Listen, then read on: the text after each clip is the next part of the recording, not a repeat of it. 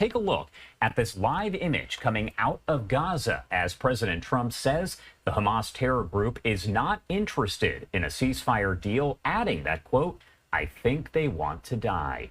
Speaking with reporters on Friday, the president was asked about the U.S. exiting the talks in Doha one day prior. Trump explained, quote, Hamas didn't really want to make a deal, adding that Israel is, quote, going to have to finish the job. Take a listen. Is the U.S. giving up on Gaza in negotiations? Yeah, Gaza, they pulled out of Gaza. They pulled out in terms of negotiating. It was too bad. Hamas didn't really want to make a deal. I think they want to die, and it's very, very bad. And it got to be to a point where you're going to have to finish the job. They really, they asked for things. Don't forget, we got a lot of hostages out. So now we're down to the final hostages, and they know what happens after you get the final hostages. And basically, because of that, they really didn't want to make a deal. I saw that. So they pulled out, and they're going to have to fight, and they're going to have to clean it up. You're going to have to get rid of it. All right, so again, a live look over in Gaza, as in the meantime, the Hamas-run Palestinian Health Ministry is claiming that there have been more deaths there from starvation in Gaza. In response, Israel has allowed for Jordan and the UAE to airdrop humanitarian aid into that area.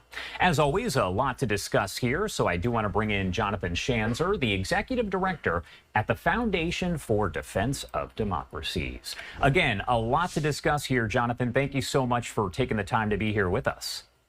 My pleasure. All right, so first off, I do want to ask you overall about President Trump's comments there when he was asked about the situation with the discussion over the ceasefire deal. Obviously, we know that U.S. envoy Steve Witkoff has said the U.S. has left Doha because Hamas is not serious about a deal. Does this indicate from President Trump any kind of shift in what we've heard from him over the past several weeks and months? Oh, absolutely. I mean, I think when Donald Trump came into office, his goal was to get a deal done, right? That second term for him begins with the release of a number of Israeli hostages as part of a deal with Hamas. And you got a sense that, Stephen Witkoff was deployed even before his job began. He scored this success in getting out several dozen hostages. And, the feeling is that perhaps Trump had gained maybe a little bit of trust from both sides, that he could work with Hamas, he could work with some of Hamas's patrons, like the Qataris or the Turks, and that we were going to see some progress. But I think as we have watched this process play out over the last 6 months or so, I think you get a clear sense of where we are right now. And that is that Hamas understands, as the president indicated, that if Hamas releases this remaining 20 live hostages, another 30 bodies that are being held by the terror organization and some of its allies in Gaza, that its leverage is gone. And that then comes the hard question of who runs Gaza afterwards. And I think if you look at where Hamas is right now, the criticism of Israel about, nutrition in Gaza, the body count that continues to grow from an urban asymmetric warfare that Israel doesn't seem to have full control over right now, you get a sense that Hamas feels like they're in a good place. Now, that good place is going to be fleeting, in my view. If Donald Trump tells the Israelis, you can do what you wish in the Gaza Strip now, I'm not restraining you any longer, I'm not holding you to the terms of Stephen Witkoff's negotiations in Gaza, that changes the equation. The Israelis stop fighting with one hand tied behind their back, which has been the case. Really, I mean, you could track that back to October 7th. They've been trying very hard to kind of tiptoe around the Gaza Strip, both for the population of Gaza and to try to preserve the lives of the hostages. But they may have arrived at a position now, as they understand Hamas's endgame, they may have made the decision that it's time to defeat this terror organization in Gaza, to remove them permanently from the Gaza Strip. And that really does appear to be a shift in the rhetoric of Donald Trump. And we'll see what happens now from the Israeli side. And kind of speaking about the Israeli side, we heard from Prime Minister Netanyahu, who said that he's looking into, quote unquote, alternative ways to kind of deal with Hamas at this point, aside from a ceasefire deal. Do we have any idea what that might mean? Look, again, I think you have to understand the Israelis have tiptoed around the situation in Gaza. I know there's been a lot of talk about what the Israelis have done or what they haven't done. There are these allegations of malnutrition. There's, allegations of, the killing of innocents. But if you look at the way that the Israelis have operated, they have been unbelievably precise. They have been extremely careful. Maybe they're going to be less careful now as they start to target specifically the tunnels of the Gaza Strip. They have tried to not hit them for fear of destabilizing infrastructure above ground. But I think they've also been careful because they're trying not to kill Israeli hostages. Maybe they start to fight in a different way, in a much more unrestrained way, in an effort to end this war more quickly. Because the more careful that Israel has been over this last 650 days, the longer this has stretched out. This has not redounded to Israel's benefit. The more careful they are, the longer this thing is the longer the war has stretched on. That's not been good for Israel. It's not been good for their casualty counts. The KIAs have mounted, and I think they've hit a frustration point. You can see it. So now, again, it'll be interesting to see what the IDF announces in terms of their strategy moving forward.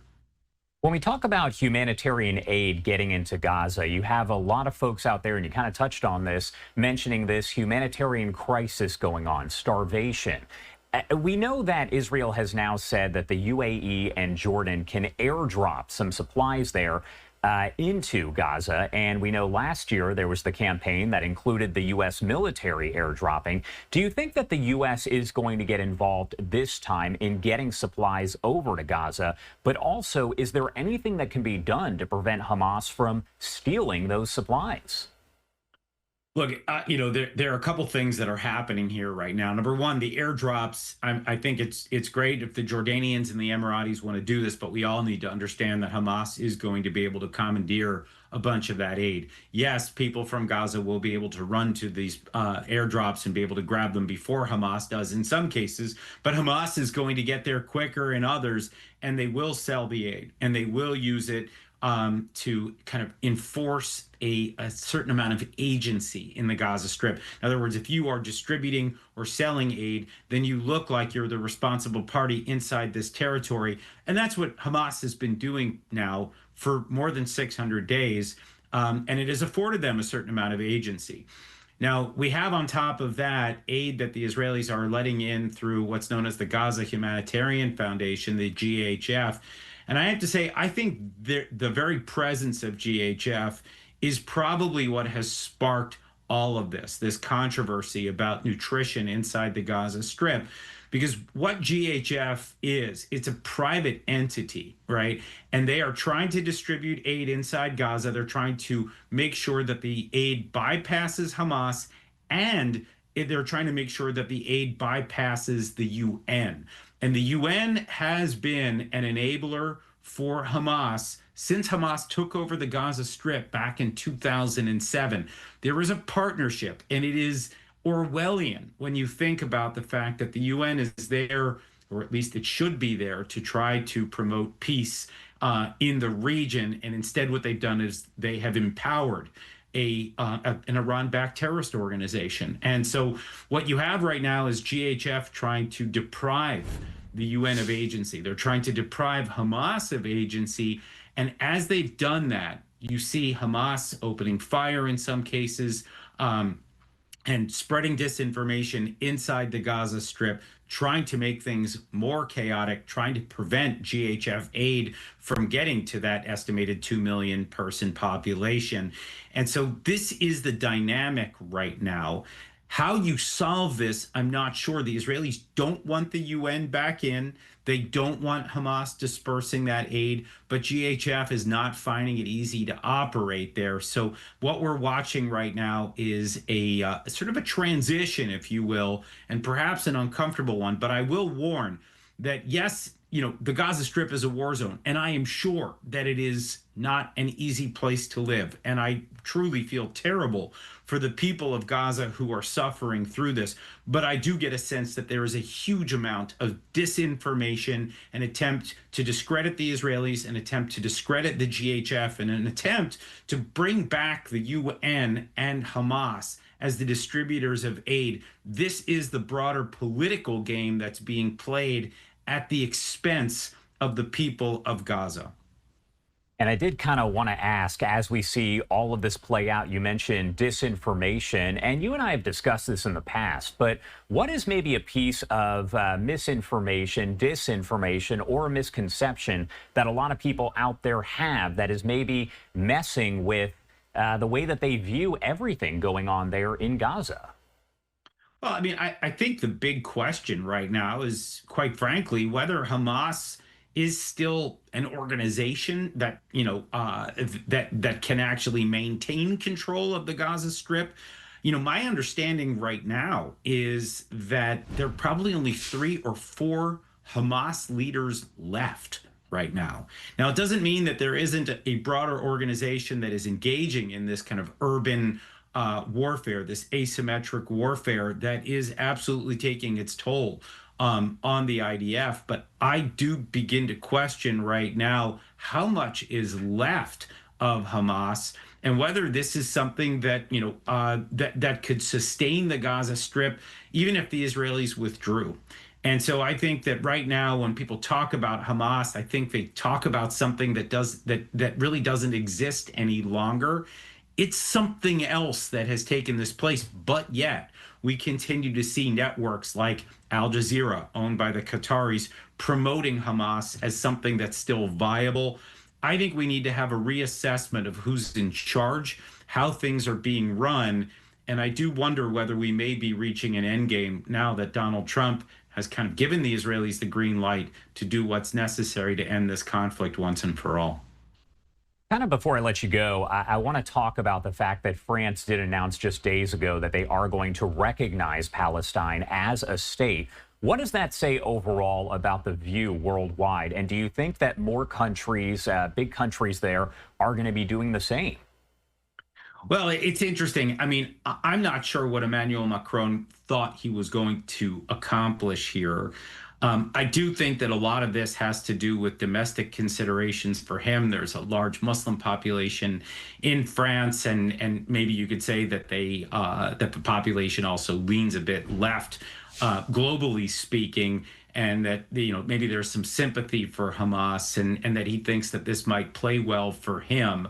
But if you've seen the news, the Brits are not going to follow suit.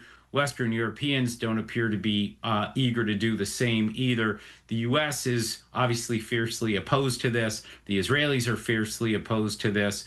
Yes, you've got Arab states that say, sure, they're on board with this, but it's not going to change anything, certainly on the ground inside the Gaza Strip. Macron said that he was doing this as a counterweight to Hamas, that he was trying to provide maybe a bit of support for the Palestinian Authority in the West Bank, in what's known as Judea and Samaria in Israel. But it's actually, I mean, when you look at what Hamas has said in response to this, they're cheering him. They think that this is a positive for Hamas. So in other words, this is sort of backfired on Macron. And again, I don't really see any real world consequences here for how it might change the equation in the Gaza Strip. I just don't see how any of this is going to help. If anything, it's probably going to inject more chaos into the international debate over what happens with the Palestinian Authority, what happens with the Gaza Strip, what happens with Hamas. What's really needed is some kind of international summit that, lays out very clear demands of Hamas. They need to relinquish the rest of the hostages and end this crisis. They probably need to be exiled, however many people are left that are part of that leadership, whether it's 5 people or 10 people or 20 people. The Hamas leadership needs to be sent abroad, out of the Gaza Strip. That's when you're going to begin to see other countries, whether it's the Emirates or whether it's the Saudis or even the French, if they want to start supporting the people of Gaza, reconstruction. The only way any of that begins to happen a post-war reality only begins to sink in after Hamas is gone, after the hostages are released. These are the things that need to happen now, and these political stunts by Emmanuel Macron or others really are not likely to help the situation at this moment. Jonathan Schanzer, always a great conversation. Thank you so much for taking the time to be here with us. Anything else you want to add about any of this? Obviously, we covered a lot of topics here, but anything you want to add before I let you go? Well, I think maybe the one thing to note here is that, I think there is a discrepancy inside of Israel about how to get to an end state. I think that there are those in Israel that believe that, as long as Israel just accepts Hamas's terms, that the crisis will end. I think that Hamas understands that as soon as they let go of those hostages, they lose whatever leverage they still have. And I think that is the rub here right now, that everybody just says, okay, well, let's just end the conflict. Israel will stop fighting if Hamas just releases the hostages. You understand, as soon as Hamas releases those hostages, what do they have left? What is their leverage with Israel, with the international community, with the United States? They don't have much. And so I think we're likely to see Hamas try to hold on to these hostages, dead and alive. Again, total of 50 people, 20 alive, 30 dead. They're going to try to hold on to them for as long as possible.